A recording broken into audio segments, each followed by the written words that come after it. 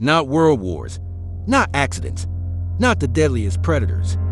Nothing you can imagine comes close to what we are going to see today.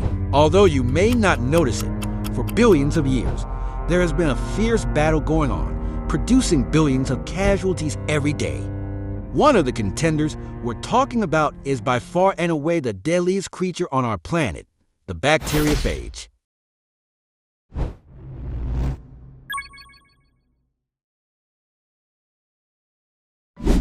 As strange as it may seem to you, a bacteriophage is a virus that is neither completely dead nor completely alive. I know it sounds crazy.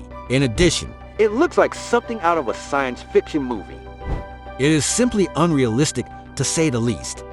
To visualize it better, its head is an icosahedron, a die with 20 faces and 30 edges, where the genetic material of the virus is stored. This head rests on a long tail with fibers that serve as legs. It is so massive on our planet that its presence on Earth is much greater than that of all other organisms combined, including bacteria.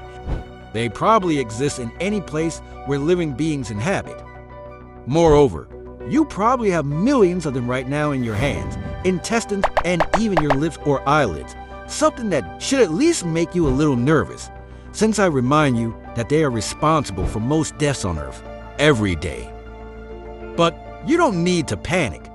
Although they commit genocide on a daily basis, their main enemy is bacteria, the other contender in this endless war. To put it in perspective, bacteriophage wipes out, daily, 40% of the bacteria that inhabit the Earth's oceans. Although so far you have seen that they are deadly and genocidal beings, they are not so perfect. Like all viruses, bacteriophages are dependent on a host to survive and reproduce. Technically, they are just genetic material in a sheath. Bacteriophages often become specialist killers. That is, each of them chooses a specific bacterium and, if they feel adventurous, some of its closest relatives. They are like cruise missiles, relentlessly searching for their prey until they are finished or die trying. When they find their prey, bacteriophages connect their tail fibers with receptors and use a kind of syringe to puncture the surface of the bacterium. Connected, the bacteriophage contorts and injects the bacterium with its genetic material. At this point, the bacterium is not even aware of it, but it is doomed. Within minutes, the bacterium is forced by the genetic material of the bacteriophage to create new bacteriophage offspring. This delicate process is only interrupted when the bacterium is literally overcrowded and has no more room. It is then that the army of new mini bacteriophages begins to produce a powerful enzyme called endolysin, which is so powerful that it pierces the bacterium until it destroys it completely. Such is the virulence of this last step, never better said, that the bacterium literally vomits the mini-army when its skin bursts, releasing the bacteriophages and starting the cycle all over again.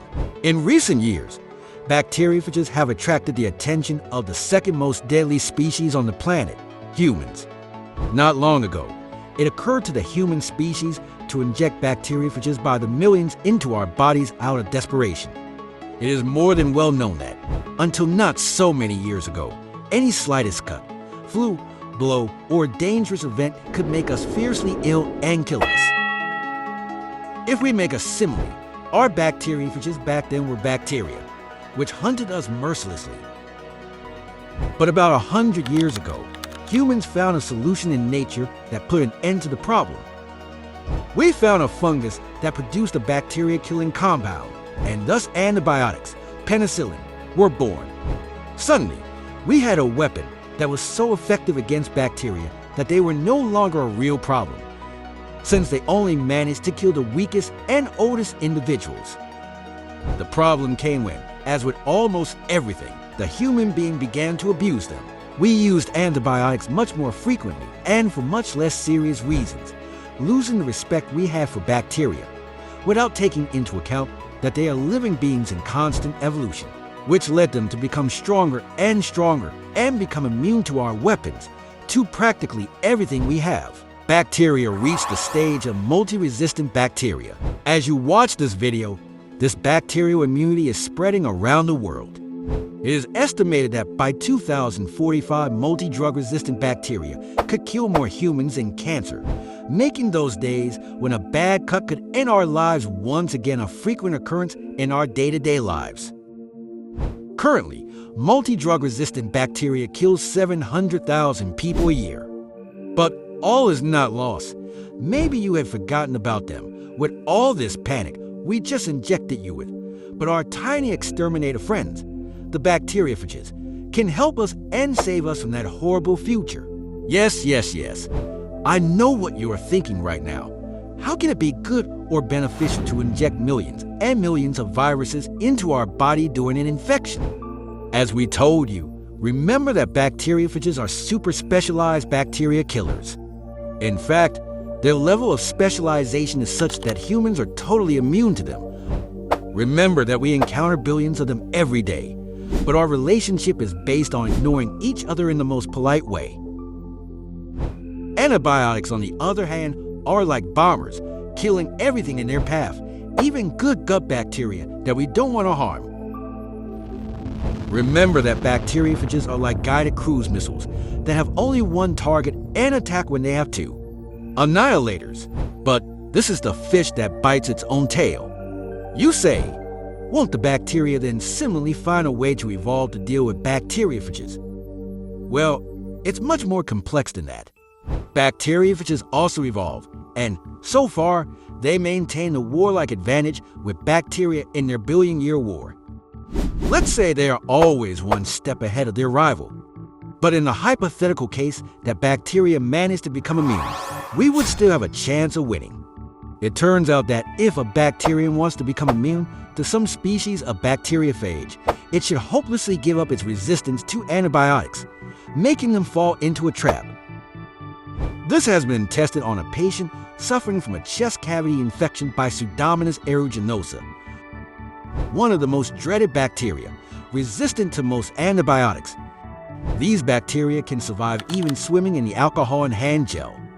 This patient, with no hope of life at the time, was injected with bacteriophages and a mixture of the antibiotics to which the bacteria were immune. A week later, the patient had almost completely recovered, and the infection had disappeared. When the era of ultra-resistant bacteria advances, they will be inevitable. It's ironic, but who would have thought that injecting the deadliest creature on the planet into our bodies would help save millions of lives in the future? Sometimes, the solution is in the place that seems farthest away. If you liked the video, don't forget to support the channel and leave your like. Leave in comments any topic you would like us to cover, and, if possible, we guarantee we will bring it to the channel. Thank you very much for joining us in yet another research. Thank you for watching us.